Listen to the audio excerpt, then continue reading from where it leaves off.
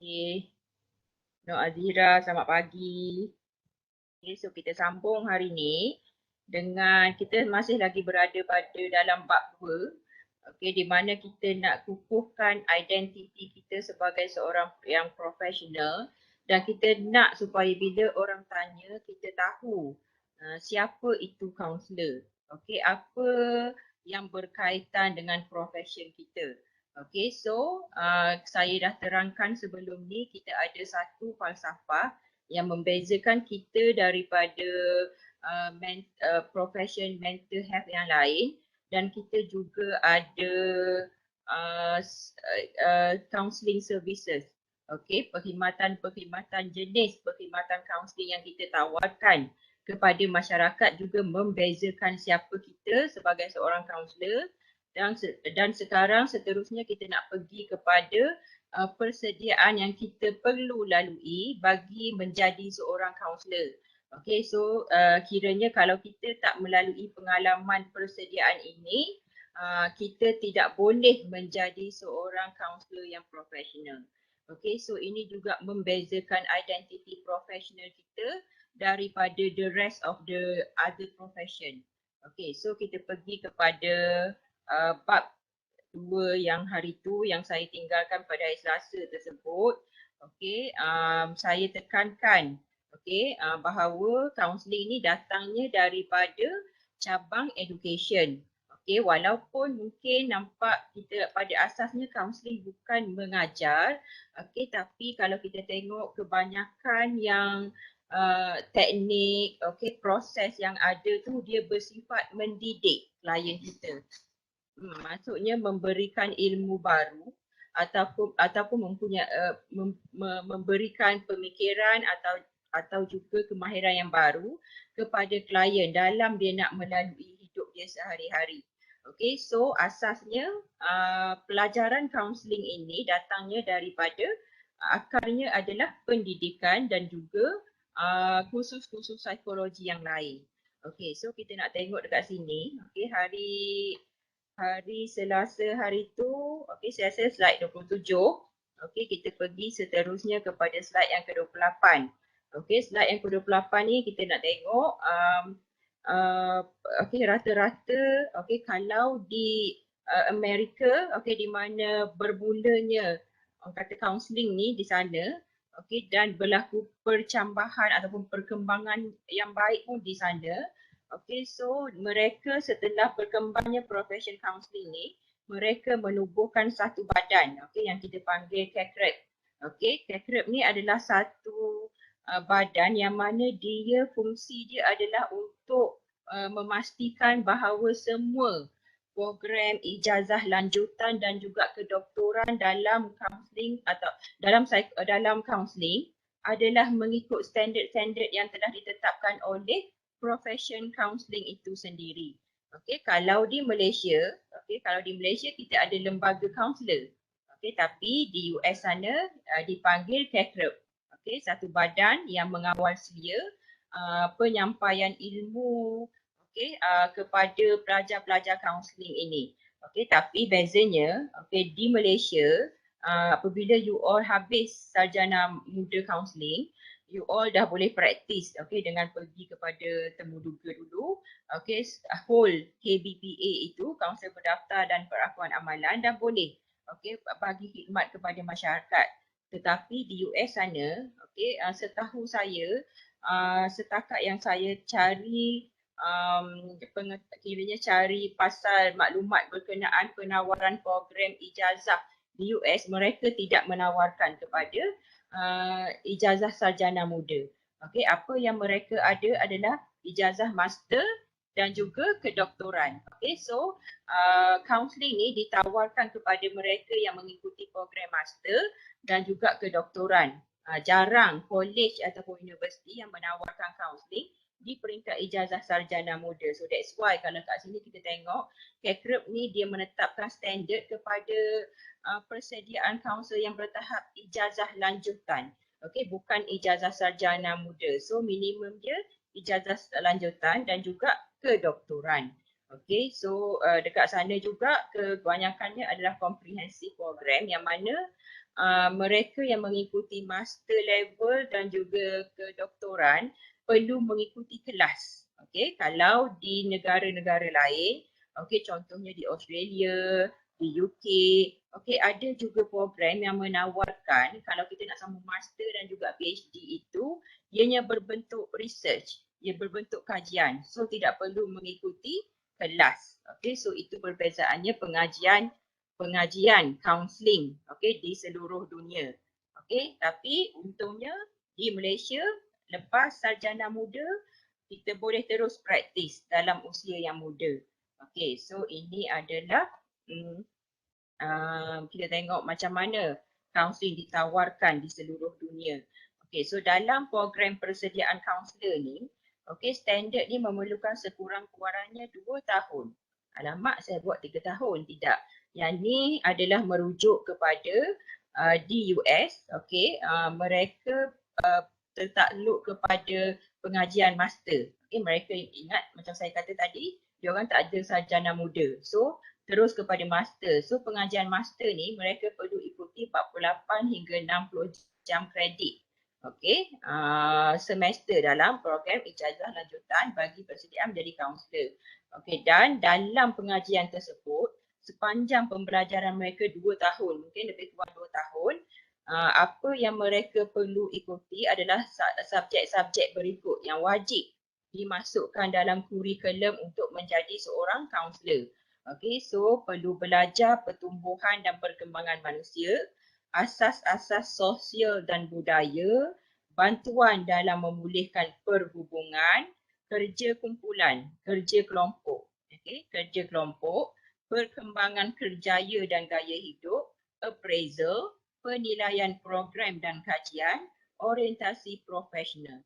Okay, so kalau kita tengok, okay, subjek-subjek tadi, silibus ini semuanya ada dalam sarjana muda kaunseling, sarjana muda kaunseling di UMT. Okay, disebabkan kita pun lembaga kaunselor pun banyak meminjam idea ataupun gerak kerja daripada CACREP.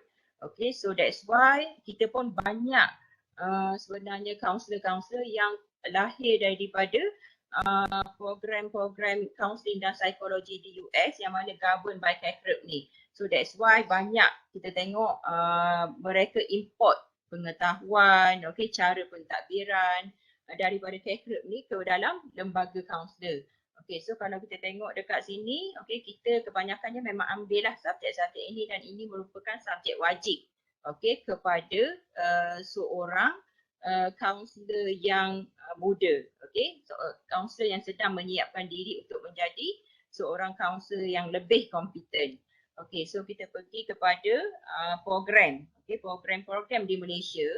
Okay, kita mengikuti sarjana muda kaunseling SMK. Okay, tapi di universiti-universiti lain program yang sama diberikan nama yang berlainan tapi sama je. Apa yang mereka pelajari sama kalau mereka mengikut standard daripada lembaga kaunselor. Okay, kalau mereka telah diiktiraf pengajiannya daripada lembaga kaunselor, maka ini adalah program-program yang orang kata dah mengikuti acuan yang betul. Okay, so sarjana muda pendidikan, kita ada bimbingan dan kaunseling ini di UPM tak silap saya. Okay, dan mereka menyediakan kebanyakannya mungkin guru-guru kaunselor, guru-guru kaunseling. Okay. Kita juga ada sarjana muda sastra dalam bracket counselling, sarjana muda pendidikan kepujian dalam bracket bimbingan dan counselling, bachelor pendidikan, bimbingan dan counselling. Okay, so kat sini kita tengok nama ijazah sarjana muda ni semuanya ada terkandung counselling. Okay, bagi mengkhususkan bahawa kita ni sedang mengaji dalam bidang counselling dan memperolehi kita katakan satu pencapaian, okay, satu standard iaitu ijazah dalam bidang kaunseling.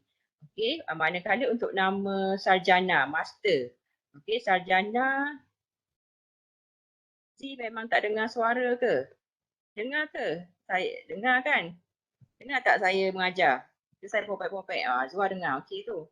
Okay, kadang-kadang tak dengar sebab ni sebab network dekat kampung kita, kat rumah kita Okey, kadang-kadang network dekat rumah saya pun macam tu, so ramai yang tak boleh dengar. Okey, tapi kalau tak boleh dengar boleh confirm dengan kita. Okey, so contoh nama ijazah sarjana. Okey, mungkin you all habis SMK ni rasa nak pergi kepada sarjana pula iaitu master. Okey, so kita ada sarjana counselling. Okey, sarjana counselling di UMT kita kenali dengan sarjana counselling SK.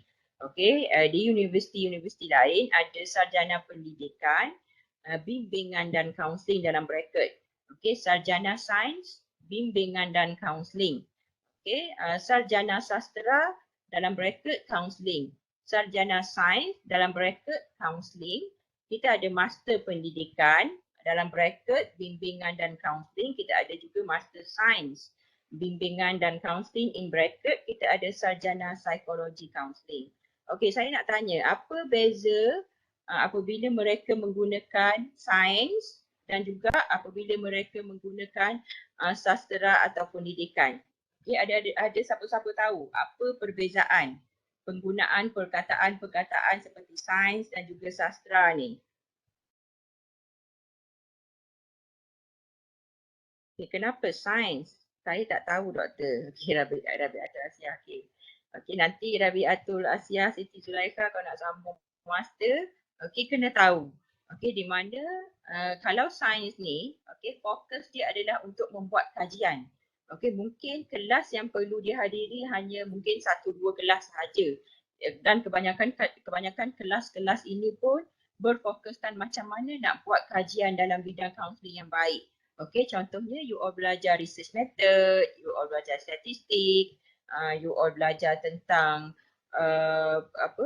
penyelidikan kualitatif, kuantitatif. So itu adalah mereka subjek-subjek yang akan perlu dilalui oleh mereka yang mengikuti kursus-kursus yang berbentuk sains.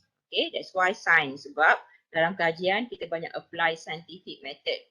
Okey, tapi apabila you all pergi kepada sarjana sastera ataupun sarjana pendidikan ataupun sarjana kaunseling, you all wajib mengikuti kuliah ataupun kelas. Okey, sebagaimana yang telah ditetapkan oleh setiap program di universiti itu. Okey, contohnya kalau di UMT, okey, wajibnya mengikuti, contoh saya bagi 13 kelas lah.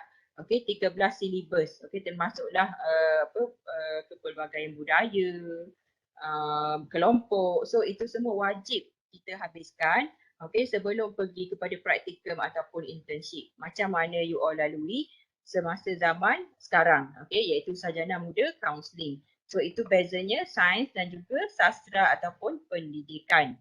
Okay, so lepas ni kalau ada ballot brochure nak pergi sambung pengajian master, pastikan tengok metod pengajaran itu bagaimana. Okay, so kita boleh buat preparation yang baik. Okay, so kalau kita tengok di Malaysia, peringkat pengajian minimum. Maksudnya tahap dia, kalau kita nak praktis, okay, sekurang-kurangnya kita kena ada, macam saya cakap tadi, kena ada ijazah sarjana muda dalam bidang kaunseling. Ada juga mereka yang contohnya pada dalam ijazah sarjana muda itu dia tidak mengikuti program kaunseling. Contohnya macam saya ikuti program psikologi. Ada juga yang mengikuti program law, undang-undang. Ada juga yang mengikuti program syariah ataupun dakwah seperti Dr. Rabaatul dengan Dr. S.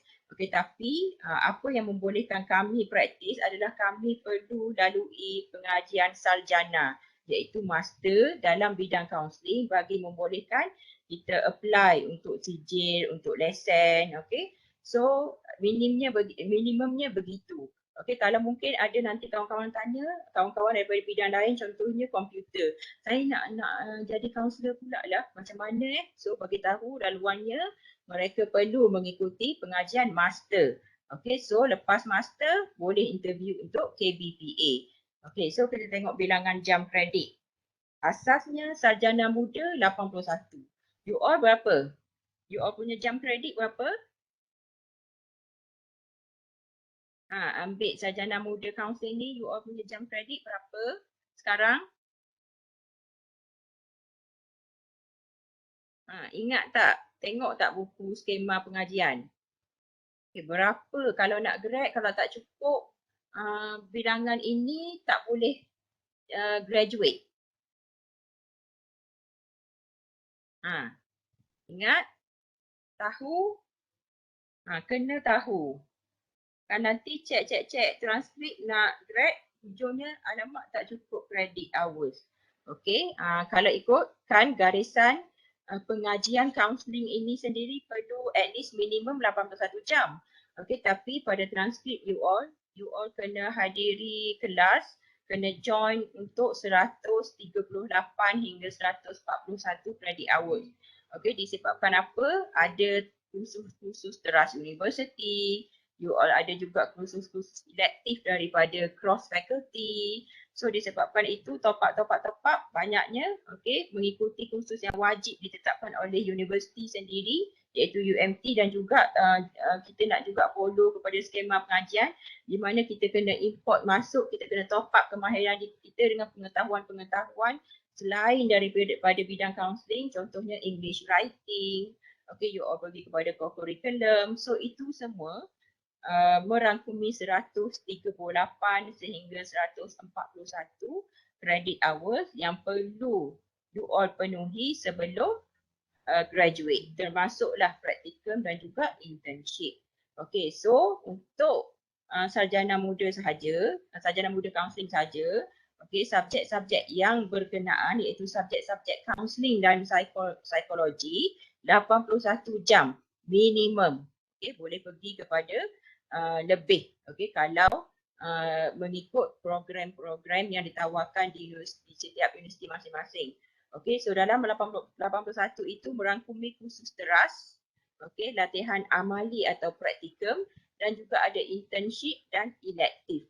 Okay, so ini pengajian, kiranya kita kata kategori silibus pengajian yang you all ikuti sepanjang SMK. Manakala untuk sarjana, minimum dia 48 jam.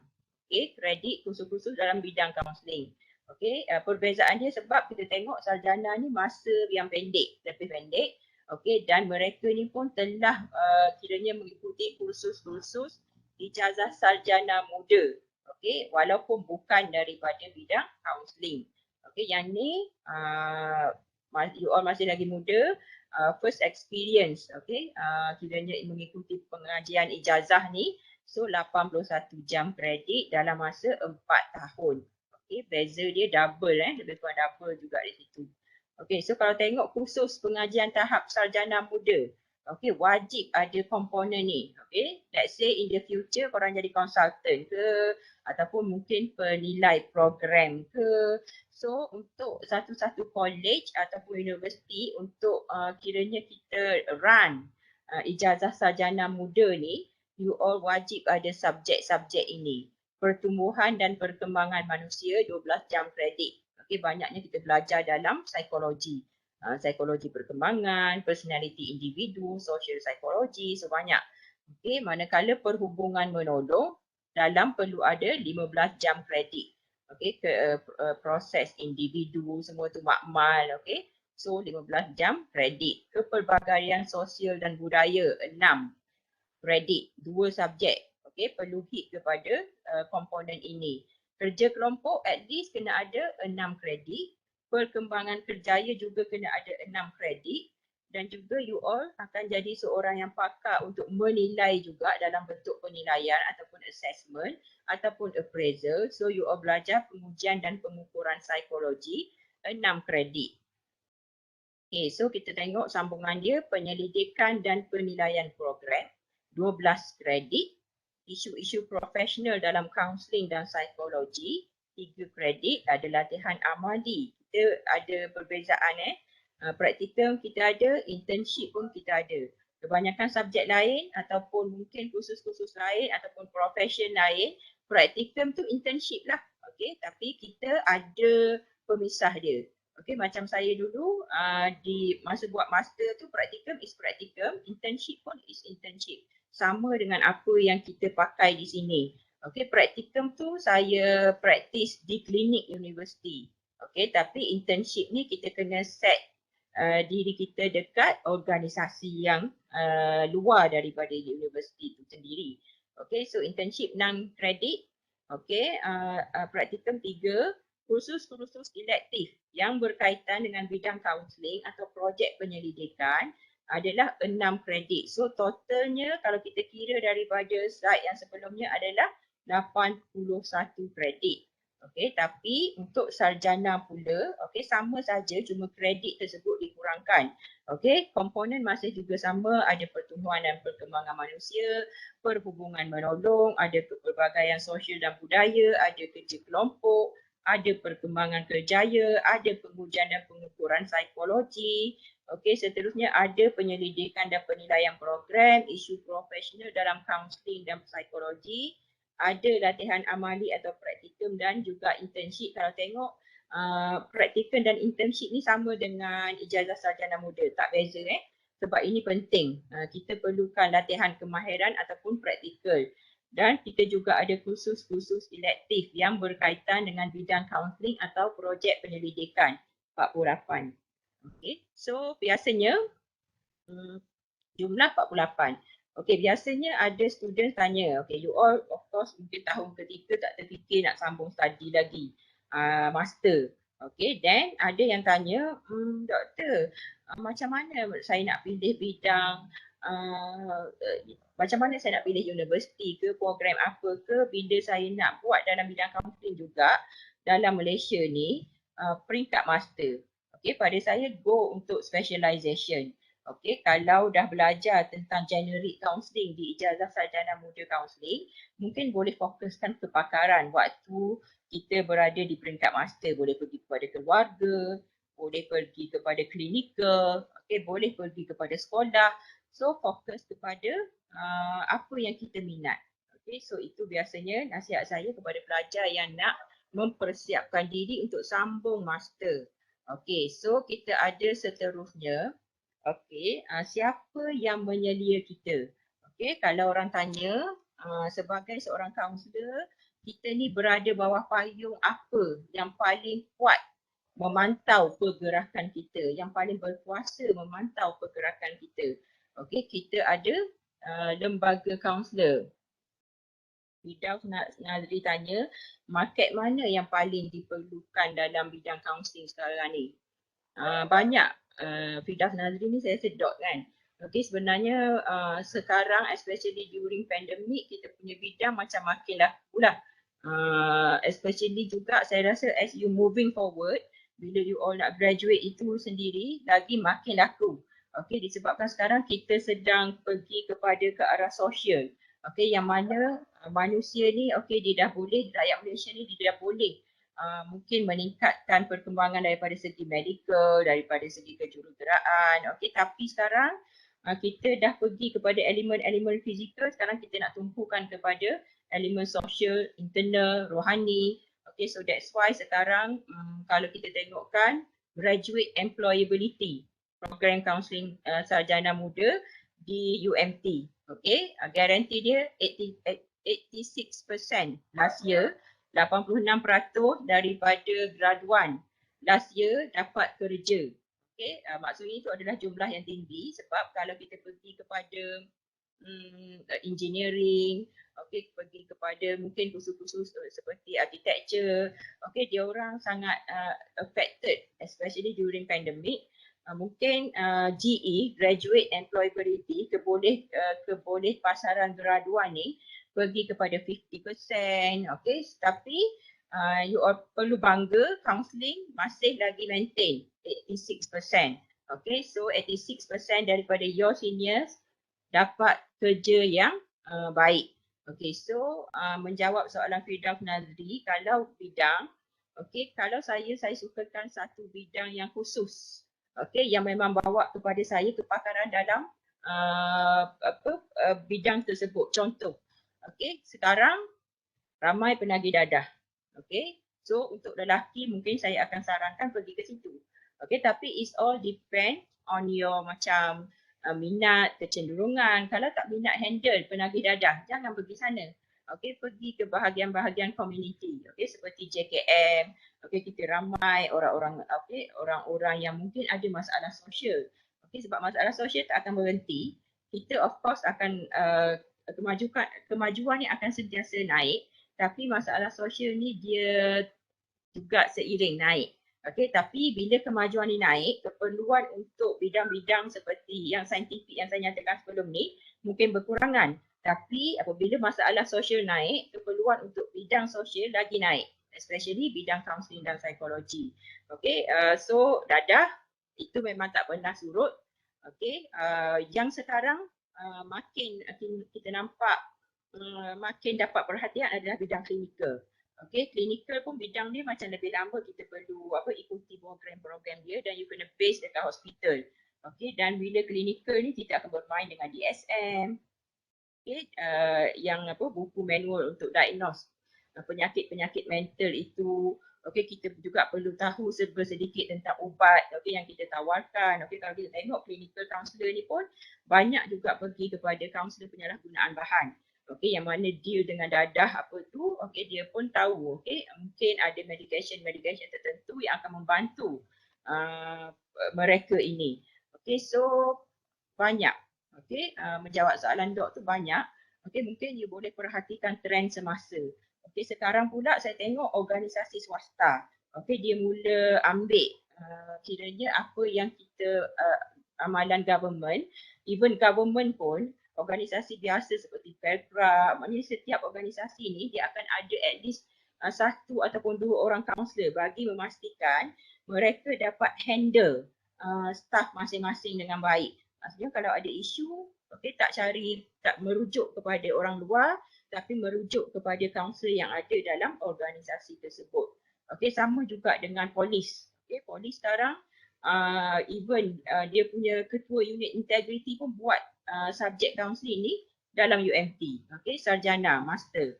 Okay, so kita nampak setiap badan, setiap organisasi mereka sedang berfungsi untuk kiranya mereka sedang aim untuk wujudkan at least satu ataupun dua orang kaunselor dalam setiap organisasi. Okay, kalau suka bidang korporat, of course mungkin agak sukar, tapi kalau you all ada communication yang baik, ada mungkin teknik yang baik, ada mungkin kemahiran yang baik, asas teori yang baik, boleh pergi ke arah sana ataupun boleh buka konsultan. Konsultan dalam bidang psikologi dan kaunseling sekarang sangat tinggi permintaan dia. Okay, especially daripada company-company private tadi yang tak ada kiranya tak ada counselor sendiri dekat dalam organisasi. So dia akan hire consultant untuk work with them untuk dealing with mungkin staffing issues. Okay, tadi Firdaus Nazri punya soalan saya tak sempat baca apa dia kalau boleh baca.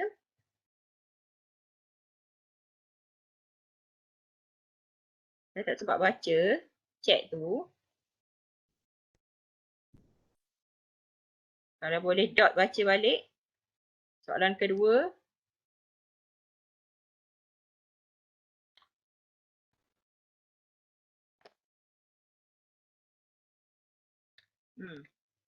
Dot tak boleh baca. Anyone boleh baca soalan? Kalau ambil master coursework or research pun beri kesan ke doktor untuk company nak hire kita? Depends on program ijazah sarjana muda mana yang you all ikut. Contoh, kalau pergi ijazah sarjana muda pendidikan Islam, of course you all kena pergi ijazah sarjana coursework. Tapi depend juga kepada prospek pekerjaan yang you all nak. Contohnya kalau nak bekerja bahagian penyelidikan dalam bidang kaunseling, it's better untuk pergi kepada master by research, master science tadi.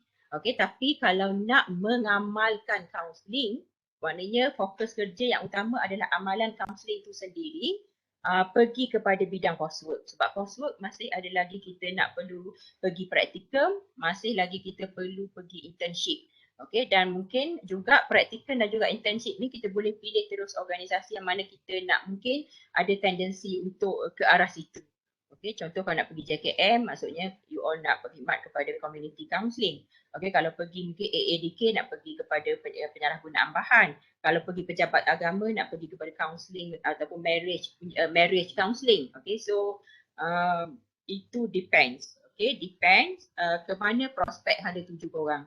Okay, macam saya kata kalau bidang penyelidikan, kalau rasa mungkin nak buat penyelidikan, banyak kepada penyelidikan dan kaunseling itu sebagai kita kata nilai tambah. okey, boleh pergi kepada kaunselor, boleh pergi kepada master by research. Tapi kalau nak mengamalkan kaunseling, nak jadi kaunselor, pergi kepada arts, master of arts, master pendidikan, master sastra. Okey, harap jelas Dot. Dan kepada mereka yang berminat untuk sambung master dalam bidang kaunseling juga. Okey, tapi nasihat saya pergilah ke arah bidang yang korang boleh specialize terus. Okey, bukannya belajar balik generic counselling apa yang telah belajar masa sekarang. Okey, maksudnya pergi community ke, pergi pasal dadah ke, terus fokus. Okey, so lembaga kaunselor, okey, kita ada satu badan yang govern pergerakan kita sebagai seorang kaunselor. Okey, yang ni juga menjawab kepada soalan identity professional. Okey, kalau accountant dia ada badan dia. Okey, kalau kita kaunselor pun kita ada badan kita yang govern pergerakan kita sebagai seorang kaunselor, iaitu kita ada lembaga kaunselor.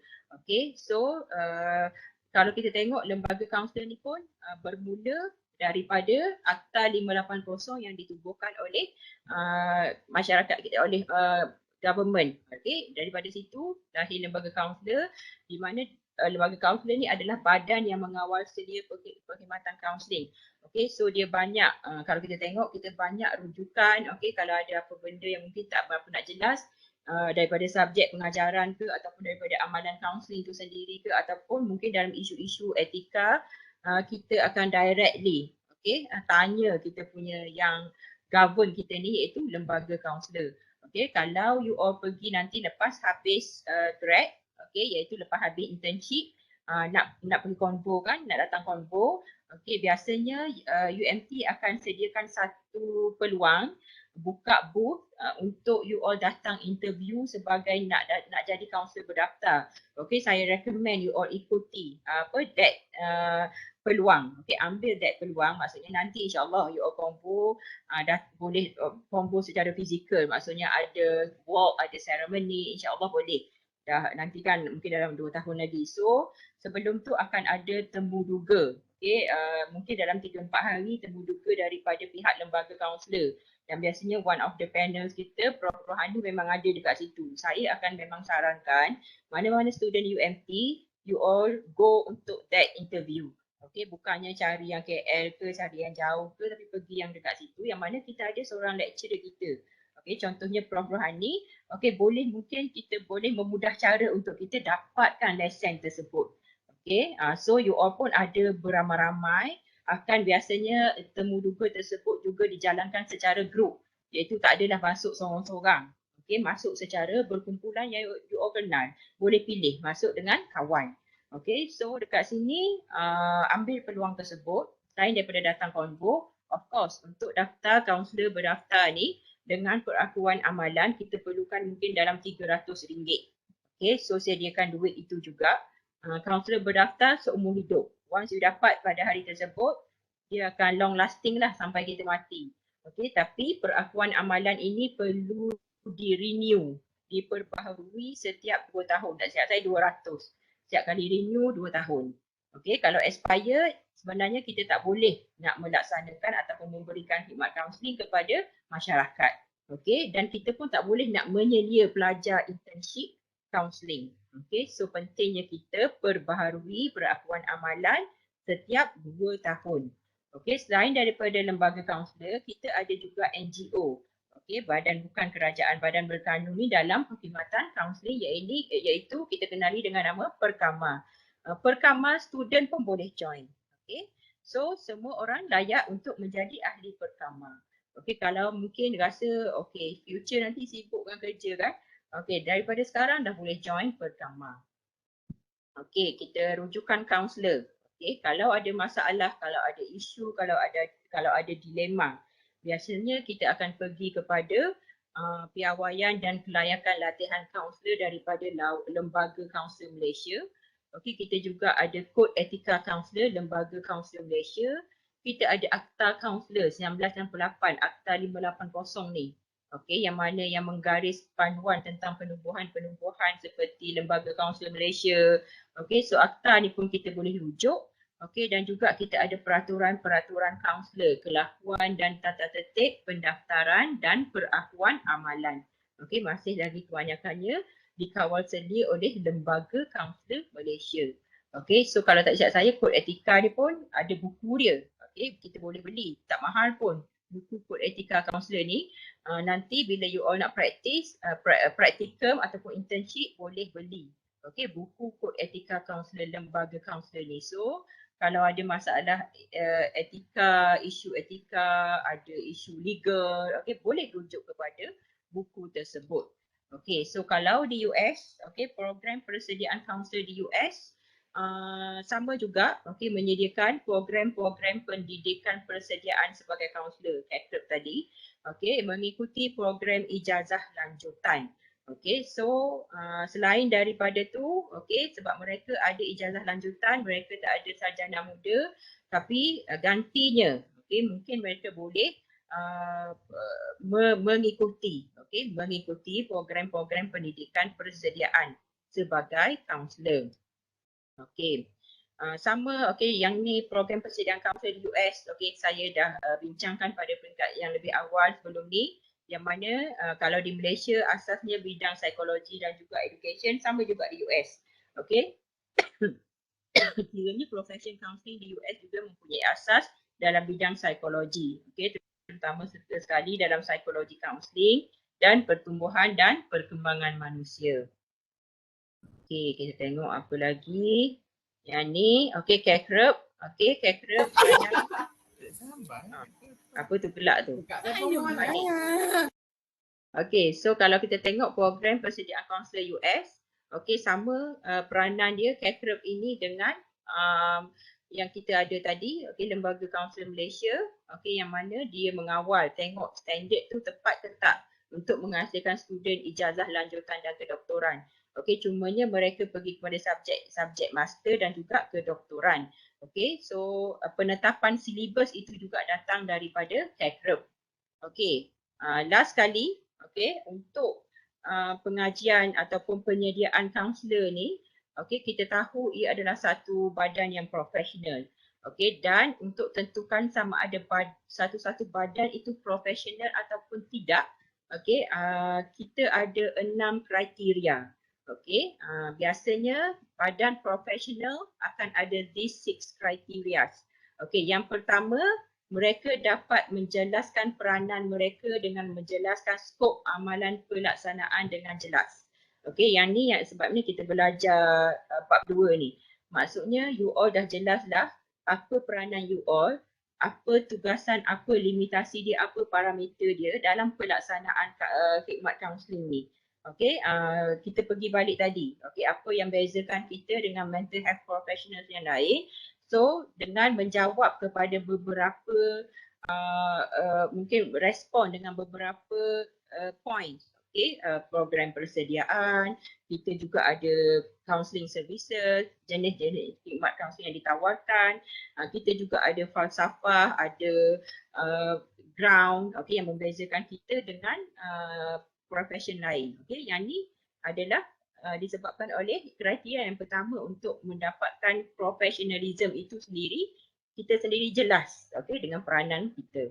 Okay, yang kedua, mereka menawarkan perkhidmatan yang unik, okay, yang melakukan sesuatu yang mana ahli dalam profession lain tidak akan mampu atau boleh lakukan. Okay, so kita bagi service counselling. Okay, counselling ni tidak boleh diberikan oleh sembrono orang. Okay, orang lain tak boleh bagi counselling kalau dia tak mengikuti program counselling ni. Okay, kalau dia tak ada, kalau dia tak mendokong falsafah-falsafah counselling ni. Okay, so perkhidmatan kita unik. Okay, tak boleh di-apply oleh sembrono orang. Okay, yang kedua. Yang ketiga, mempunyai pengetahuan dan kemahiran khas yang dilatih secara khusus untuk profession berkenaan. Okay, so you all banyak pengetahuan tentang kemanusiaan, you all banyak kemahiran-kemahiran khas yang biasanya dipupuk, dilatih di dalam makmal. Okay, so itu yang mengkhususkan professionalism you all juga. Selain daripada tu, kita perlu ada kod etika yang ketara. Okay, Alhamdulillah, kita counselling memang ada kod etika, okay, yang govern kita punya tingkah laku semasa memberikan amalan counselling kepada klien kita. Okay, dan selain daripada tu, kita juga perlu mempunyai hak undang-undang untuk menawarkan perkhidmatan. Kalaulah kita claim badan kita ini adalah badan yang profesional. Okey, kalau dalam bidang kaunseling, okey, mana letaknya hak undang-undang kita, okey, yang mana kita jadikan sebagai satu ukuran yang mana untuk praktis amalan itu kena ada lesen atau juga pensijilan, okey, terhadap supaya kita, klien kita, okey, boleh dipelihara hak-haknya. So itu okey menampakkan kerjasama ataupun mungkin interjection of undang-undang dalam amalan kita. Okey, so itu pentingnya ada kod etika, okey, ada juga pengetahuan tentang hak undang-undang dalam profession kaunseling. Okey, seterusnya untuk kita claim badan kita ini badan yang profesional, last sekali mereka ataupun kita patutnya mempunyai kemampuan untuk memerhatikan amalan-amalan atau pekerjaan dalam profession berkenaan. Maksudnya kita perlu ada badan yang boleh tengok pergerakan kita, yang boleh tengok macam mana apa yang kita berikan kepada masyarakat. Okey, segala-galanya kita nampak tugas lembaga conservation ni bukanlah mudah. Okey, mereka buat semua 6 kalau kita nampak ke-6 ciri-ciri yang perlu ada kepada satu-satu badan yang claim mereka ini profesional. Okey, so itu saja untuk bab 2. Okey, hari ini saya akan masuk sedikit bab 3 seperti yang dijanjikan pada hari Selasa tu. Okey, so kalau ada soalan sebelum kita pergi kepada bab 3 boleh bertanya. Okey, kalau tak faham boleh bertanya.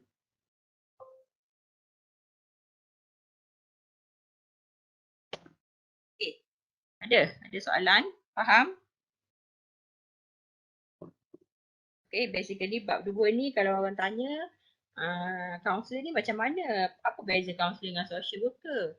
Okay, apa beza kaunselor dengan psikologis? Okay, so harapnya you all dah boleh jawab apabila you all betul-betul faham daripada kupasan-kupasan yang ada dalam bab 2 ni. Kalau tak lepas interview maknanya tak dapat lesen. Betul Rabi'ah tu? Hangus juga duit 300 tu. Okey, tapi setahu saya melalui perkongsian Prof Rohani dalam meeting baru ni pun jarang kita tak lepas. Saya rasa student kita tak pernah ada pengalaman tak lepas, gagal dalam interview. Okey, tapi universiti lain ada. Okey, tapi very rare cases. Maknanya kes-kes yang terpencil sahaja. Okay, biasanya you all pergi interview, you all akan study juga. Maknanya mungkin kita tak berapa mahir masa buat ijazah sarjana muda tu, tapi pergi interview tu TikTok pula jawab soalan. Biasanya macam tu. Okay, tapi ada juga kes-kes yang di mana keputusan interview tu kena KIV. Okay, kena KIV disebabkan jam sesi dia tak lengkap.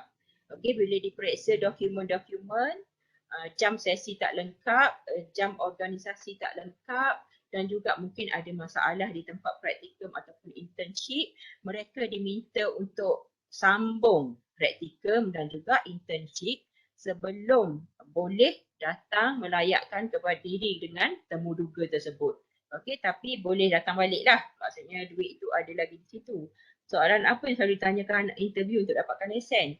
You all kalau saya cakap masa ni tak, nanti lupa. Okey, nanti nak pergi interview saya akan dedahkan soalan-soalan famous.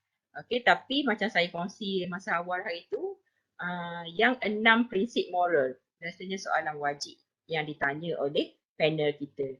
Okey, 6 prinsip moral yang kita dah belajar dalam bab 1. Okey, yang tu soalan famous, soalan popular, hot question yang mana kalau tak dapat jawab pun kena bedal. Okay, so itulah. Okay, yang lain-lain tu soalan-soalan teori-teori yang bersangkutan lah, kerjaya ke, keluarga ke, depends on your panel siapa. Ada panel simple lah interview tu. Ada panel yang complicated, yang agak kompleks, yang memerlukan pemahaman yang mendalam. Okay, so there you go lah untuk interview tu. Okay, so soalan-soalan tu nanti nak combo saya dedahkan. Okay, Yang mana especially yang mana mungkin internship bawah saya tu, saya boleh kongsi macam mana nak respon bentuk-bentuk soalan yang popular yang ditanya oleh ahli panel. Okey. Ada lagi soalan lain?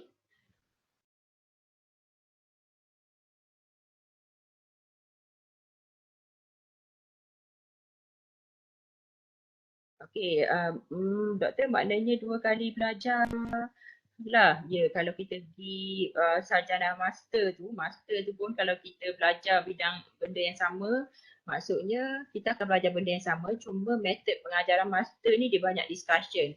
Dia bukan macam saya bagi lecture macam ni, dia macam kita bagi case, so kupas, so dia agak berbeza tapi ilmu yang dapat tu pun lebih kurang sama lah mengikut silibus yang telah ditetapkan oleh MQA dan juga Lembaga Kaunsil Malaysia, telah digariskan oleh MQA dan ditetapkan oleh Lembaga Kaunsil Malaysia. So itu saja soalan daripada bab 2. Okey, kalau ada soalan boleh tanya, kalau tak ada kita pergi kepada bab 3. Okey, bab 3 kita ada amalan beretika. Amalan beretika dan kita ada juga kompetensi silang budaya. Okey, kita nak belajar sikit tentang pentingnya kita faham value dan juga culture klien dalam memberikan khidmat kaunseling kepada mereka. Okey, Dok tanya, maaf doktor, Adalah tanya apa beza kalau ambil Master Science Social. Master Science Social. Ni Master Science Social. Okey, sebab kalau kita tengok dalam bracket dia apa Dok? Okey, kalau Master Science Social Psychology Counselling. Okey, dia mungkin psychology counselling masih lagi okey untuk bidang counselling. Okey, yang mana kalau kita tengok ini nama-nama ni dia khusus kepada universiti.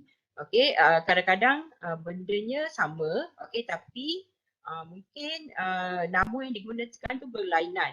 Okey, sebab saya ingat saya contohnya macam UIA kan.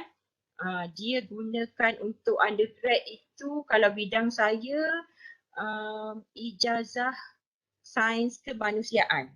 Okay, tapi benda yang sama, subjek psikologi yang sama seperti dibelajar oleh UKM, okay, universiti-universiti lain, tapi universiti kita UIA itu memperkenalkan nama ijazah tersebut, ijazah sains kemanusiaan. Okey, sama juga yang ni, Master Science Social. Okey, tapi biasanya apabila ada gabungan dengan sains tersebut, pastinya dia akan belajar sedikit tentang penyelidikan. Okey, tentang penyelidikan. Okey, so saya mungkin Dot kalau nak pergi dengan lebih lanjut, mungkin pergi kepada universiti itu sendiri. Okey, contohnya kalau macam mungkin UIA tawarkan bidang Master Science Social ataupun mungkin UKM ataupun UPM tawarkan Master Science Social. So tengok macam mana pendekatan pembelajaran dia. Yang penting tengok dalam bracket dia tu adakah masih lagi counselling psikologi ataupun pendidikan. Kalau pendidikan lain, dia bukan counselling. Okay, so perhatikan apa yang ada dalam bracket dan boleh bertanya kepada pihak admin universiti, minta kepastian tentang cara kita PNP. Okay, apabila berada dalam Master Science Social ni, dia mungkin bawa lebih kepada pencerahan lah. Okay, Dot, thank you. Okay, minat nak sambung tu. Okay, so kita ada satu subjek lagi Okay, kita tak pergi banyak, mungkin beberapa slide daripada bab 3 ni. Okay, nanti saya sharekan dulu.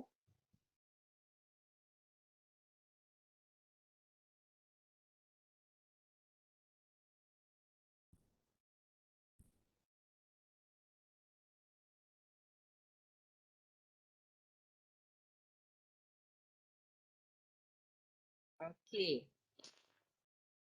Okay, so bab 3 adalah berkenaan amalan-amalan yang beretika. Kita nak juga belajar tentang bagaimana nak cakap dalam bidang, dalam memahami budaya orang, especially budaya yang berlainan daripada kita, dan juga kita nak belajar tentang keadilan sosial. Okay, so ini adalah bab 3. So apa itu keadilan sosial, apa itu kecekapan budaya, kita akan go through dalam bab ini. So kita mulakan kita tengok okey apa perubahan okey yang berlaku dalam bidang kaunseling daripada mula ia diperkenalkan dulu okey sampailah sekarang. Okey kalau dulunya okey kalau kita tengok balik perkembangan bidang kaunseling masa kita belajar pengantar bimbingan dan kaunseling dulu bidang kaunseling ni mulanya di Amerika okey dalam kalangan Mak Saleh. Okey so pada waktu tersebut kaunselor pada waktu tersebut terikat dengan satu istilah yang kita panggil culturally encapsulated counselor. Okay, culturally encapsulated counselor. Counselor yang hanya tutup ianya kapsul dalam satu budaya sahaja. Okay, masa tu apa yang terjadi pada tahun 1962, okay, sebelum tu lagi, maksudnya bidang kaunseling, kaunselor pada waktu tersebut, okay, banyaknya terikat okay, dengan satu budaya sahaja iaitu budaya mereka sahaja. So biasanya masa tu budaya Mak Saleh lah white, okay, orang kulit putih, okay, mereka yang memperkembangkan kaunseling ni pada peringkat awal. So apa yang mereka faham, apa yang mereka nampak daripada sisi white sahaja, sisi Mak Saleh sahaja.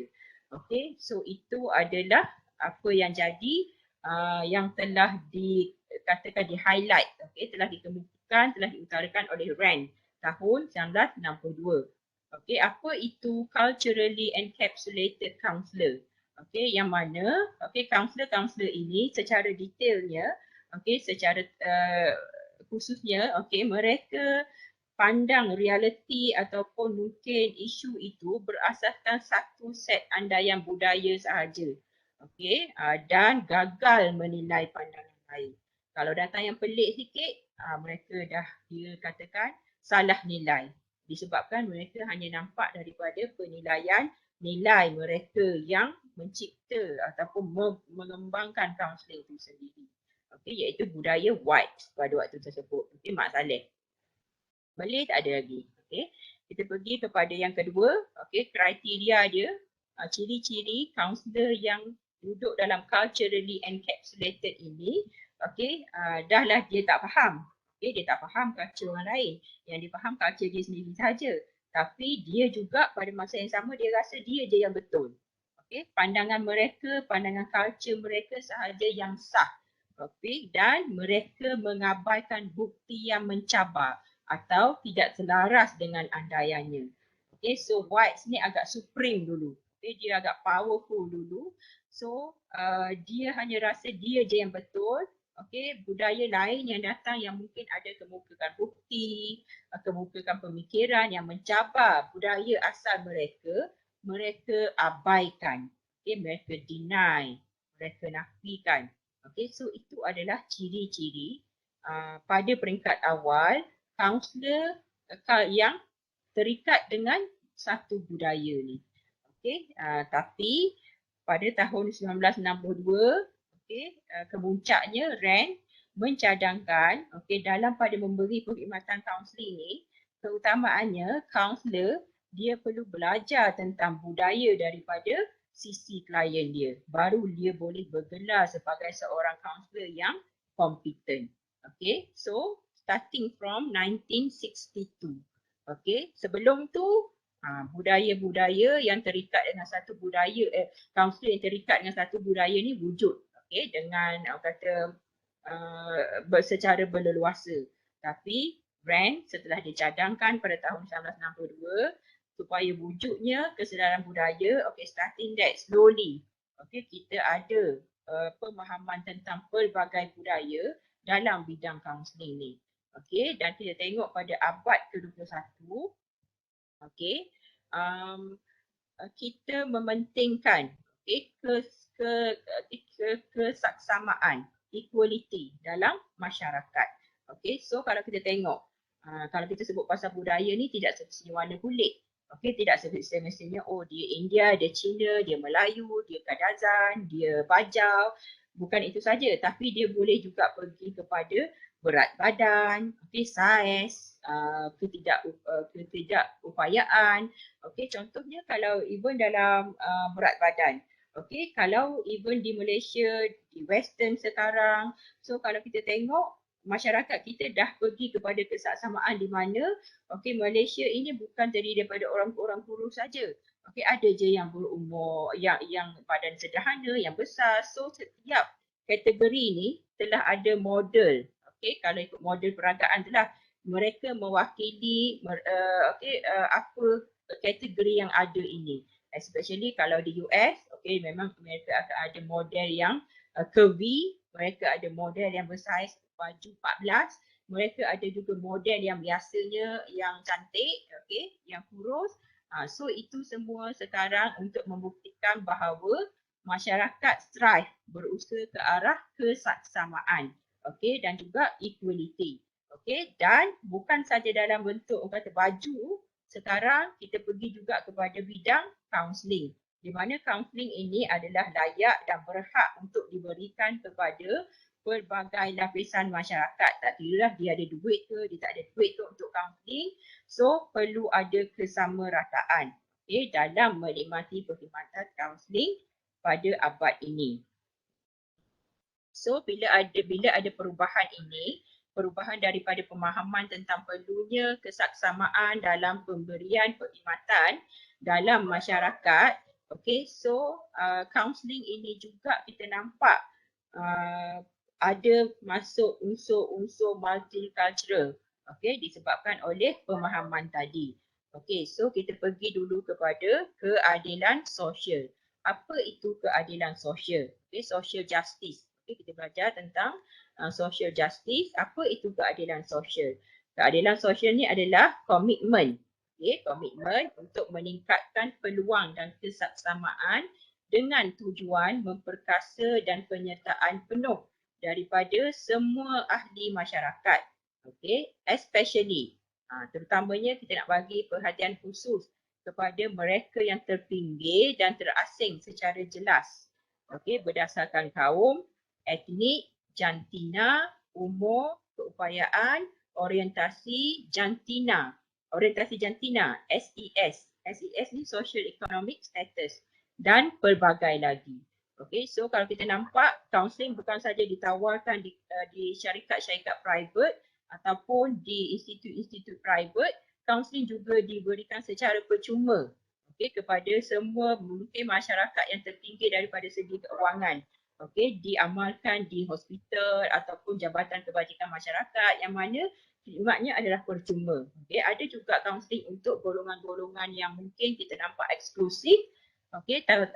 Perkhidmatan itu dibayar oleh mereka. Tapi kita sekarang tak nak menyempitkan bahawa khidmat kaunseling ni hanya untuk mereka yang mampu. So ada free services juga yang dikawal dan disediakan oleh badan-badan kerajaan dan juga NGO. So ini adalah keadilan sosial yang kita nak pastikan supaya semua golongan masyarakat boleh menikmati khidmat kaunseling itu secara adil. Especially kalau kita tengok mungkin ada kaum-kaum yang terpinggir, kaum orang asli sekarang. Then macam mana kita nak mencapai ataupun nak supaya mereka ada peluang untuk datang kepada khidmat kaunseling, instead of mereka datang pada kita, kaunselor pergi sana. So itu juga adalah salah satu usaha, salah satu komitmen untuk memastikan bahawa ada keadilan sosial dalam mereka menikmati khidmat kaunseling ini. Bukan saja kaum lah, jantina ke, mungkin nampak suri rumah wanita mungkin payah sikit akses dia kepada khidmat kaunseling ni. So kita kena tengok timing. Kalau time pagi, suri rumah wanita memang tak boleh sebab mereka nak siapkan kanak-kanak, anak-anak nak pergi sekolah. Kalau time tengah hari mungkin mereka sibuk nak masak. Mungkin time petang tu sikit. Time petang tu anak-anak balik sekolah sebelum suami balik kerja ke. So ini maksudnya timing tu pun nak memastikan supaya keadilan sosial berlaku kepada mereka. So kita kena ambil kira semua faktor dalam pada kita nak berikan khidmat kaunseling secara adil kepada setiap golongan masyarakat. So saya berhenti rehat dulu. Panjang ni daripada pagi tadi. Bebe tak berhenti-berhenti lah Dr. Lia ni. So sampai slide ketiga, kita berhenti rehat sampai pukul 11 suku dan kita sambung sedikit saja lagi, beberapa slide lagi untuk kita tamatkan kuliah kita hari ini. Okey, belum tamat lagi. Okey, 11.15 masuk balik kepada kuliah. Okey, thank you.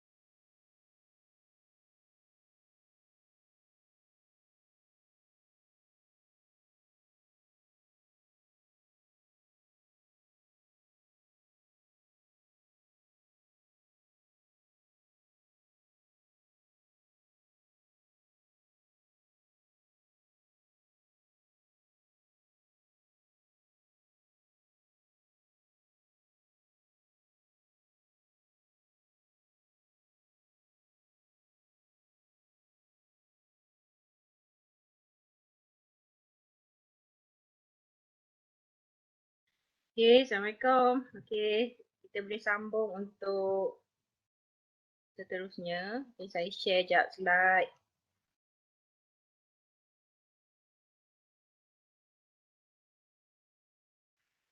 Okey, dah boleh nampak ke?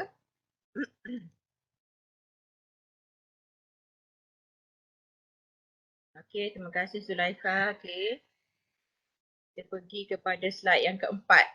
Okey. Tadi kita ada juga selain daripada social justice, lain kita sebut tentang keadilan sosial, kita juga ada sebut tentang advokasi. Advokasi. Okay, bahasa Melayu advokasi, sokongan, komitmen kepada tindakan. Okey, tadi kalau kita tengok social justice tu adalah satu bentuk usaha, satu bentuk komitmen. Okey, tapi advokasi ni adalah apabila kita nak transfer komitmen tadi kepada tindakan, kita nak lakukan, kita nak laksanakan. So itu adalah advokasi.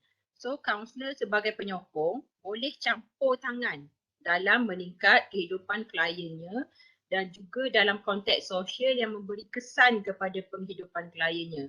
Maksudnya kita bukan saja nak bantu minoriti ataupun nak bantu mereka yang asalnya daripada budaya yang berlainan daripada kita. Kita bukannya nak bantu setakat hidup klien tersebut. Apa yang kita nak bantu adalah juga sistem konteks sosial, sistem hidup klien tersebut. Okey, kalau mereka ini datangnya daripada mungkin orang kurang upaya. Okey, of course kita nak bantu dia sebagai individu yang kurang upaya. Tapi peranan yang melibatkan social justice, peranan yang melibatkan advokasi, kita perlu lebih jauh daripada bantu setakat klien yang OKU yang datang ni. Kita kena memberi nasihat, kena campur tangan, kena recommend, cadangkan apa keperluan orang kurang upaya pada masyarakat. Okey, apabila kita belajar tentang cultural orang kurang upaya dalam sesi dengan klien OKU, kita kena sampaikan pemahaman tersebut kepada sistem yang lebih luas. Okey, contohnya kita perlu fahamkan juga majikan.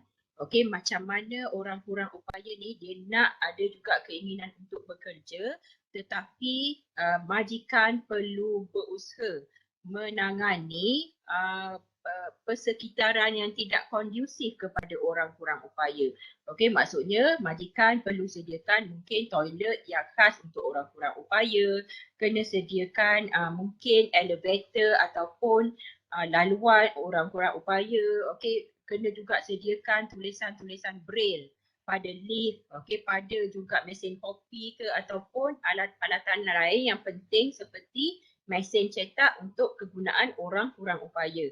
So itu adalah recommendation yang perlu datang daripada kaunselor, okey, yang lebih faham tentang isu orang kurang upaya. Okey, so peranannya tadi adalah lebih luas. Okey, dan apa sahaja usaha sama itu perlu ditransfer, perlu dipindahkan ke arah tindakan. Okey, maksudnya kaunselor perlu suarakan now. Okey, macam mana sistem, macam mana masyarakat, macam mana majikan, macam mana pihak sekolah, macam mana pihak pendidikan tinggi boleh menyesuaikan persekitaran untuk pengalaman pembelajaran ataupun pekerjaan orang kurang upaya. Okey, so itu adalah kita tengok dua term yang akan diguna pakai secara meluas dalam chapter ini, advokasi dan juga keadilan sosial. So you all kena faham dan boleh bezakan kedua-dua terms ini walaupun ia ada hubung kaitnya tapi dia ada perbezaan. Okey, so matlamat amalan beretika pelbagai budaya. Okey, seseorang kaunselor itu dikatakan mempunyai kecekapan pelbagai budaya apabila pertama, seorang yang kompeten, seorang kaunselor yang kompeten daripada segi silang budaya, dia ada kriteria-kriteria yang di bawah ni. Pertama, dia kena sedar tentang nilai ataupun bias yang dia ada dalam diri dia. Okey, mungkin ada nilai, ada bias, ada mungkin andaian mengenai tingkah laku manusia yang ada dalam dirinya. Okey, mungkin pada pandangan kita, okey, kalau orang yang suka senyum masa bercakap ni, dia seorang yang pemalu. Okey, so itu adalah satu andaian mengenai tingkah laku yang kita letak dalam diri kita. So, kita kena sedar benda tu tersebut dahulu. Okey, apa yang kita faham, apa yang kita rasakan tentang orang yang suka senyum masa bercakap. Contoh, okey, saya bagi. Yang kedua, selain daripada dia sedar, dia kena ada pengetahuan. Okey, dia kena ada pengetahuan tentang budaya, tentang bias tadi ataupun tentang andaian dalam tingkah laku dalam kalangan klien yang pelbagai. Okey, tadi dia sedar tentang apa yang ada dalam diri dia. Now, dia kena ada pengetahuan. Okey, kena ada ilmu tentang budaya orang lain. Okay, so itu yang kedua. Seorang kaunselor yang kompeten ada dua kriteria ni dan ditambah yang ketiga, dia ada strategi intervensi yang bersesuaian dengan budaya bagi membantu klien yang pelbagai. So, rawatan yang diberikan itu tidaklah menuju kepada pemahaman satu budaya sahaja. Okey, dia boleh mengambil kira budaya klien dia yang berlainan daripada diri dia dan dicampur ke dalam uh, rawatan ataupun intervensi yang baik kepada klien ini. Okay, so kaunselor yang kompeten kena ada ketiga-tiga kriteria yang saya nyatakan tadi. Okay, so kita pergi dulu kepada kriteria yang pertama, iaitu kesedaran kendiri, awareness, self-awareness. Okay, so kaunselor ni tadi, okay, kita course counselling ni kita banyak belajar tentang subjek-subjek yang mana kita banyak reflect pada diri kita sendiri. Disebabkan oleh kita nak jadi orang yang kaunselor yang kompeten daripada segi silang budaya. Okay, tapi dalam pada kita nak kompeten tentang budaya orang lain, okay, yang pertamanya kita kena faham dulu apa budaya kita sendiri. Yang ni nanti kita boleh bezakan, oh ni budaya aku, ni budaya orang. So yang pertama kita pergi dulu kepada kesedaran kendiri. Okay, so kita boleh faham bagaimana mungkin budaya kita, pembesaran kita, asuhan kita, memberi mungkin kesan kepada nilai dan kepercayaan terhadap proses kaunseling itu sendiri. Banyaklah, banyak isu nilai ni yang telah kita sebut daripada awal lagi. Boleh pergi kepada sexual identity, LGBT ke, ataupun mungkin pada kita datang klien tak pakai tudung, kita punya nilai macam ni. Datang klien yang seksi, kita punya nilai macam ni. Datang lelaki yang macam suka menangis, kita punya nilai macam ni. So ini semua kita kena sedar. Dalam pada kita nak berinteraksi dengan klien, takut bias tersebut kita lontarkan kepada klien tanpa kita nak faham dulu tentang keadaan klien tu sendiri. So kena ada cara macam mana kita nak sedarkan diri kita, kena selalu buat refleksi diri. That's why dalam course counselling ni banyak buat refleksi diri. Maknanya dalam refleksi diri tu kita tengok satu-satu konsep, kita tengok satu-satu pengalaman, apa yang kita nampak dekat situ. Secara uniknya individu ni dia berlainan, dia punya interpretation terhadap satu-satu konsep, satu-satu pengalaman tu. Disebabkan itu kita kena selalu buat self reflection. Self reflection ini mungkin agak sukar untuk budaya yang dominan. Kenapa? Disebabkan budaya yang dominan ni dia selalu berada dalam satu keadaan yang comfort, dalam satu keadaan yang selesa. Yang mana dia pergi dia nampak muka macam dia je semua. Contoh kalau macam kita kan buka televisyen nak tengok cerita Melayu. Cerita Melayu banyak cerita Melayu kita tengok. Ada Fazura, ada Siti Nurhaliza menyanyi. Ada mungkin Emma Manan. So semua tu adalah digambarkan oleh satu etnik yang juga sama dengan kita. Cuba kita faham macam mana orang Cina yang mana mungkin dia nak tengok mungkin artis-artis Cina tapi tayangan tersebut agak limited. Kalau kita buka TV 1, 2, 3 lah. Okey, jangan tengok Astro. Astro tu mungkin mampu untuk mereka yang mampu, tapi untuk mereka yang kurang mampu, okey, dia hanya boleh nampak TV, tengok TV 1, 2, 3 yang mungkin majoritinya banyaknya cerita Melayu. Okey, so sebab tu saya kata tadi, kalau kita berada dalam culture yang dominan, kita sukar untuk mendalami perasaan menjadi minoriti tadi. Okey, kita sukar sebab kita sentiasa berada dalam keadaan zon selesa. Okey, bukan saja pasal TV. Okey, TV tu benda senang sebab hari-hari kita buat masa PKP. Okey, tapi kita macam mana pula tentang akses kepada pendidikan di IPTA. Okey, so kebanyakan akses tu kota, okey, banyak kita tengok orang Melayu.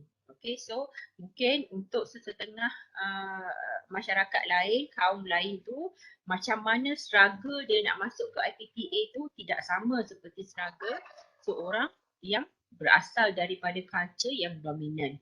Okey, sama juga dengan akses kepada guaman, okey, legal, okey, lain. Akses juga kepada medical, okey, perubatan nampak macam mana. Okey, orang Melayu leisurely macam freely boleh akses kepada perubatan ni di hospital kerajaan. Okey, so kat sini okey banyaklah. Okey, yang mana kadang-kadang semua peluang, semua keistimewaan ini menyebabkan kesukaran kita untuk rasa berada dalam keadaan yang terpencil tersebut. Okay, so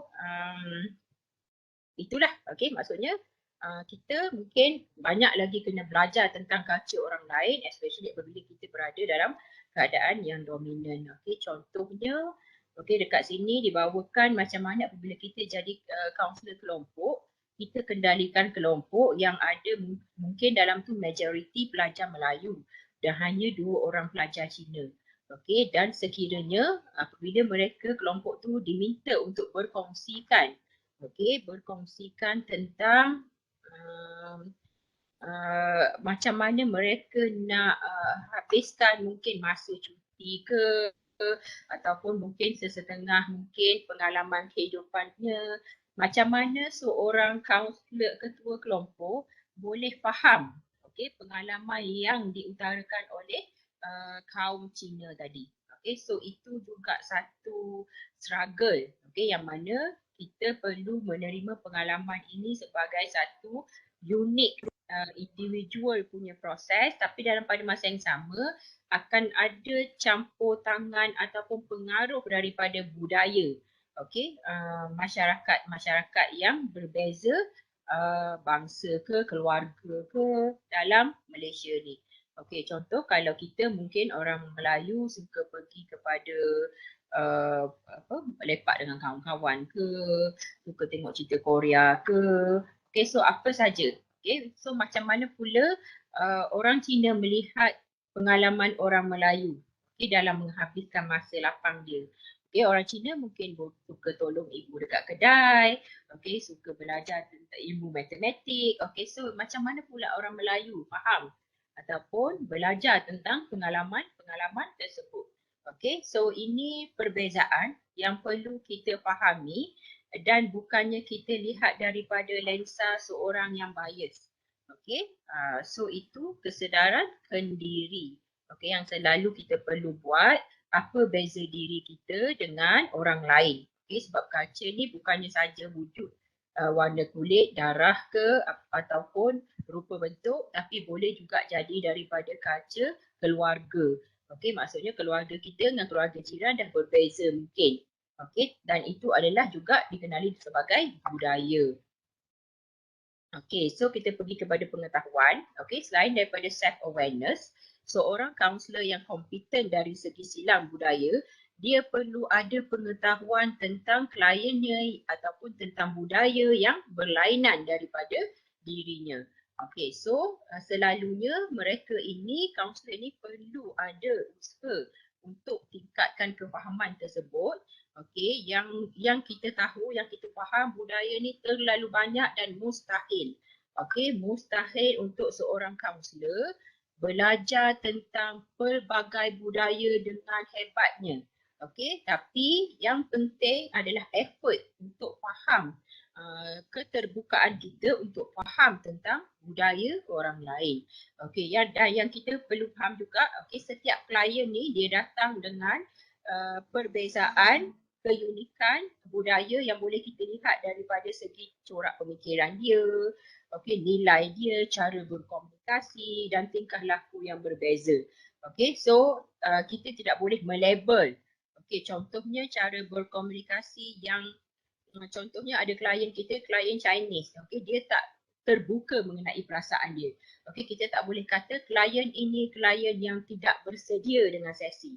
Bukan. Okey, tanpa kita faham, okey, bagaimana sukarnya untuk seorang Cina mungkin terbuka tentang perasaan mereka dengan orang yang tidak dia kenali, especially orang yang datang daripada budaya yang berasingan juga. Okay, so itu semua satu pengetahuan, okay, dan satu juga keterbukaan yang kita perlu bina, okay, dalam diri kita, dalam pada kita nak memahami kaunselor ataupun klien, dalam nak memahami kaunseling dan juga klien yang datangnya daripada budaya yang berbeza. Okey, kaunselor yang tidak mempunyai pengetahuan kemungkinan akan berlaku ralat terapeutik, okey, semasa proses kaunseling. Maksudnya mungkin kita akan ada kesilapan dalam menterjemahkan, okey, sesetengah aspek klien kita. Okey, apabila kita ada kesilapan dalam penterjemahan ini, dia boleh juga membawa kepada sesi intervensi ataupun rawatan yang tidak bertepatan dengan masalah klien. Okay, so itu yang kita kena tahu tentang budaya mereka. Okay, so kaunselor penting perlu mempunyai pengetahuan asas mengenai budaya dan bersedia untuk sentiasa belajar tentang klien mereka ini. Okay, kat mana kita nak belajar pasal silam budaya ni? Ada dua. Okay, satu melalui pembacaan dan satu melalui pengalaman. Kalau melalui pembacaan, of course, okay, dengan kita belajar silam budaya, kaunseling silam budaya, okay, kita belajar tentang culture-culture orang lain, okay, kita juga belajar daripada buku, pergi web, baca dekat web, pergi webinar, pergi seminar, pergi workshop, itu semua boleh meningkatkan pengetahuan dalam bentuk readings, okay, dalam bentuk bacaan, dalam bentuk pengetahuan. Tapi yang lebih kuat, macam mana kita nak tingkatkan pengetahuan dalam bidang silam budaya yang lebih berkesan adalah melalui pengalaman. Okey, pengalaman ni kita boleh buat, contohnya kita berkawan dengan golongan minoriti. Okey, kita attend, kita pergi masa musim perayaan, kita pergi rumah kawan Cina kita. Orang Cina pergi rumah orang Melayu dia. Orang Melayu dekat kejiranan dia. Okey, so dengan kita belajar tentang mungkin kita hidup dengan mereka, okey, yang mana contohnya kita pergi dekat persatuan orang Cina. Okey, yang mana semua orang Cina berkumpul. Kita pergi, kita rasa asing. Okey, so that's pengalaman ataupun perasaan yang sama yang mungkin dirasai oleh klien kita waktu dia attend kelas, okey, yang majoritinya adalah orang Melayu. Okey, so dengan itu, okey, kalau kita ada that pengalaman, okey, kita akan lagi lebih berkemahiran dan juga berpengetahuan daripada segi silam budaya. Okey, selain daripada pengalaman-pengalaman yang mungkin bukan kaunseling, kita nampak maknanya cuba berkawan, okey, cuba hadiri aktiviti informal dengan mungkin masyarakat yang minoriti, kita juga boleh mengikuti praktikum dan juga kaunseling yang mana kita ambil klien-klien yang bukan daripada latar belakang yang sama dengan kita. Okay, so praktikum, kaunseling, klien. Okay, klien tu sendiri adalah sumber rujukan yang paling berkesan. Okay, dalam mana kita nak mempelajari tentang pengetahuan tentang silang budaya ni. Okay, so itu adalah kepentingan pengetahuan. Okay, so ini contohnya, okay, yang you all boleh baca, okay, macam mana kepentingan pengetahuan dan macam mana kalau salah pengetahuan tentang atau salah ataupun tidak cukup pengetahuan tentang klien kita boleh menyebabkan ralat terapeutik, ralat dalam bidang kaunseling itu sendiri. Okay, so yang ketiga, kemahiran yang paling akhir. Okay, so selain daripada pengetahuan, selain daripada self-awareness, kesedaran diri, kita perlu juga ada kemahiran. Okay, kemahiran memberi intervensi yang bersesuaian kepada klien yang pelbagai ini. Okey, so kita kena perlu faham. Okey, mungkin dalam bidang kaunseling secara asasnya, okey, kita banyak pendekatan tradisional dalam kaunseling ni. Okey, yang memberi fokus kepada personality, beri fokus bagaimana ciri-ciri seorang individu itu. Okey, kita akan kata mungkin okey kalau senyap sikit, gejala-gejala seperti diam, tak berminat dengan sekolah, tak berminat dengan hobi dah, banyak menangis, banyak mengasingkan diri, tak selera makan, kita pergi kepada depression. Okey, maksudnya internal dalaman dia ada masalah depression. Okey, tapi kadang-kadang isu itu bukanlah datang daripada dalaman seseorang tu, tapi dia datang daripada punca daripada peranan masyarakat pada dia. Okey, apabila mungkin berlaku penindasan, berlaku diskriminasi dan dia rasa terasing, so itu adalah sebenarnya isu klien tersebut, bukan dalaman dia seorang yang murung. Okey, so kita kena ada kemahiran tersebut. Maksudnya intervensi yang bertepatan dengan mereka yang datang daripada budaya yang berlainan. Okey, so untuk kita seorang kaunselor yang nak mahir dalam memberi intervensi yang kepada klien yang berbagai ni, okey, bukan saja pertolongan itu datang kita fokus kepada klien semata-mata, tapi kita kena kenal juga sistem sosial, okey, yang melibatkan klien berkenaan. Okey, maksudnya dekat sini, okey, kita pergi kepada peranan advokasi tadi, bukan saja kita nak supaya kita nak perkasakan klien kita, tetapi kita juga nak perkastakan sistem sosial klien tersebut. Macam ni bunyinya macam susah. Okay, sebab kita datang daripada mungkin sistem sosial yang berlainan.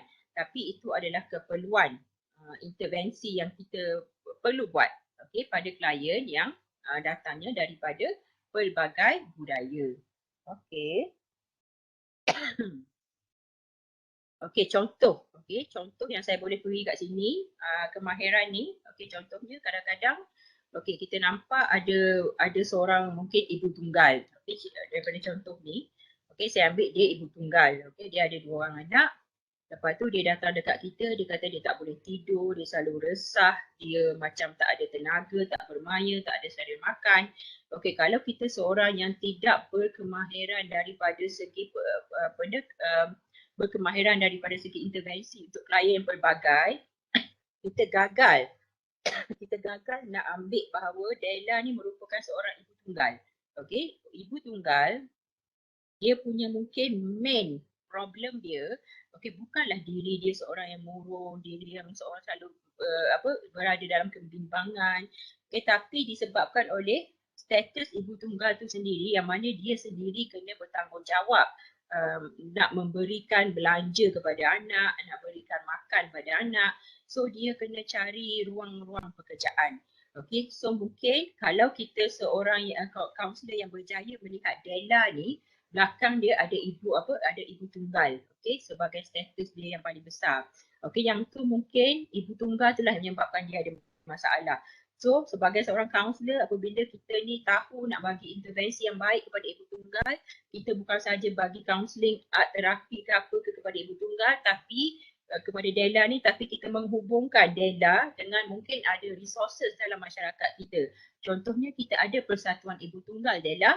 Persatuan ni di mana semua-semua ibu tunggal akan berkumpul dan akan ada aktiviti-aktiviti ini. Yang mungkin Della pun boleh cari cabang bisnes melalui penyertaan dalam Persatuan Ibu Tunggal tersebut. Dan juga kita ada badan-badan kerajaan yang mana mungkin membantu ibu tunggal, berfokuskan kepada ibu tunggal. So apabila kita menghubungkan Della dengan badan-badan NGO, dengan kumpulan-kumpulan tertentu, dia akan boleh menyebabkan Della ini keluar daripada isu dia yang sebenar. So ini yang akan dilakukan oleh seorang kaunselor yang kompeten, yang ada kemahiran untuk memberi intervensi yang bertepatan kepada klien yang datang daripada pelbagai background. So kalau kita tengok kemahiran kaunselor itu bukan saja sebagai seorang kaunselor, tapi dia boleh jadi sebagai seorang advocate, consultant, ejen perubahan sosial, dan berhubung dengan sistem sokongan sosial macam saya beritahu tadi.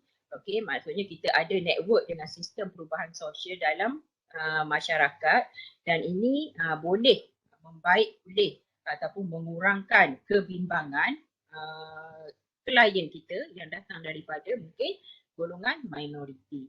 Okey, so pada saya hari ini sampai situ saja.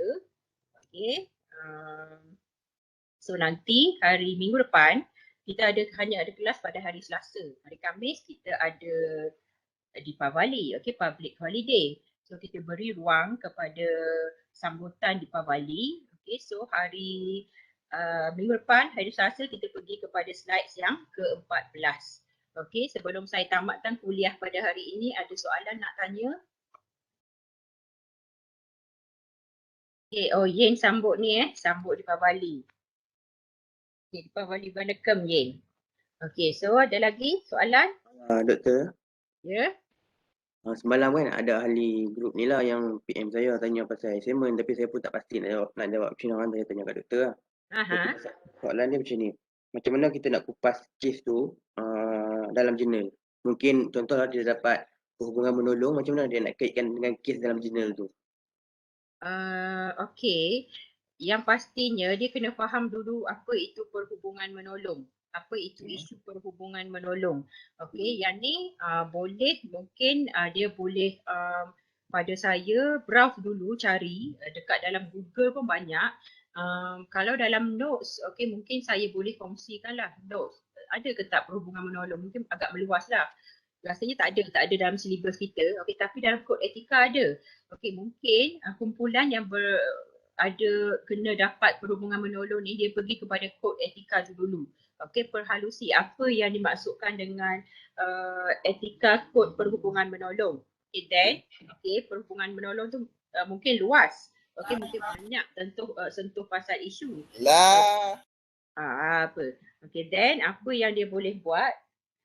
Apa yang dia boleh buat, dia tengok isu tersebut tapi tak semestinya jurnal-jurnal tersebut, tapi jurnal tu tak semestinya merangkumi semua isu. Dia boleh fokuskan kepada satu kupasan isu sahaja. Okay, dan biasanya dalam jurnal memang ada. Okay, memang ada tentang kes-kes, tetapi kalaulah contohnya dia rasa dia tak nak pergi kepada jurnal, okey, kita terbuka, okey, kita terima kalau dia nak guna, dia nak tonton, dia nak buat movie analysis. Okey, tapi yang pastinya movie analysis tersebut ada berkenaan perhubungan menolong. Okey, so tu tak tahulah Yen, jawab tak soalan saya kepada individu menjawab doktor, menjawab. Menjawab doktor. Jawab. Okey, so tak semestinya macam saya bagi tahu kan. Contoh tu luas. Okey, tak semestinya awak nak kena fokus kepada semua. Okey, yang penting go deep tentang macam mana satu-satu isu tu. Okey, saya pun dah jadi macam mana? Okey, dah dapat vibe nak sambut Deepavali. Okey, so ada lagi soalan berkaitan tugasan ataupun topik hari ni? Tengok saya dah letak dekat e-learning. Okey, tarikh penghantaran untuk individu tu untuk tugasan individu tu pada 18 hari bulan 11. Okay, so boleh tengok dekat tu, dah letak kat situ tugasan individu, tugasan kumpulan, CA1, CA2, okay, semua tu setelah saya letak tarikh penghantaran dia. Okay, so sama-samalah. Kiranya cari kes yang melanggar etika tersebut lah doktor, ya. Okay, so maksudnya kita cari kes, isu yang mana dia langgar, tapi ada juga yang mana dia highlight kebaikan. Okay, tapi pada saya lebih membantu kalau kita cari satu kes yang melanggar, yang mana kita boleh ada nanti macam mana kita nak tambah baik. Okay, mungkin khidmat kaunselor tersebut dalam cerita tersebut ataupun dalam jurnal tersebut. Dan kalau dalam jurnal, biasanya dia datang sekali kat dalam tu, komen penulis jurnal tu sendiri. Okay, maksudnya kita top up lagi. Selain daripada apa yang penulis jurnal tu utarakan berkenaan kes tadi, okay, you all pun mungkin boleh fikir secara kreatif, tambah baik apa lagi yang boleh ditambah selain daripada apa yang penulis jurnal tadi dah letak highlight dekat dalam dia punya penulisan berkenaan isu tersebut. Okey, kadang-kadang isu yang sama je. Okey, isu yang sama tapi cara penulisan tu berlainan oleh different journal. Okey, dan sebab tu saya kata saya celebrate. Okey, saya value kalau you all pun boleh menyumbang sama pemikiran kritis daripada segi untuk menambah baik cara handle isu tersebut dengan klien tu. Okay, so itu saja biasanya yang kita minta daripada assignment, tugasan ni undang-undang dan etika ni. Okey, doktor boleh bagi contoh nilai seorang kaunselor tak? Nilai seorang kaunselor. Senang je.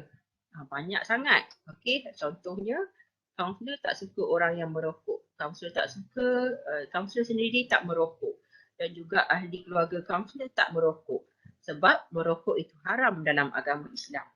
Tapi datang seorang klien ni memberitahu kesukaran dia untuk berhenti merokok.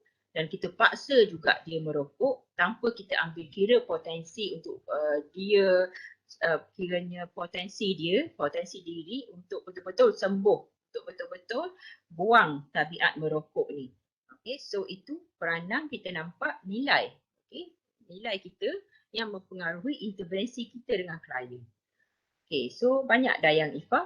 Kadang-kadang nilai kita berkawan dengan orang, contohnya perempuan tak boleh kawan dengan lelaki. Bila klien kita datang nak kawan dengan lelaki, kita kata kenapa nak kena kawan dengan lelaki?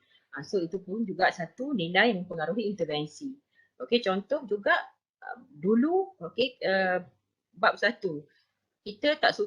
Bagi kita agama kita contoh bila dah sampai umur 5 bulan kandungan haram untuk menggugurkan kandungan. Okey, dan kita pun memang sangat daripada peringkat awal pun kalau boleh jangan gugurkan kandungan disebabkan itu adalah nyawa manusia. Okey, tapi akan ada mungkin seorang klien yang datang konsult kita pertimbangan dia untuk gugurkan kandungan.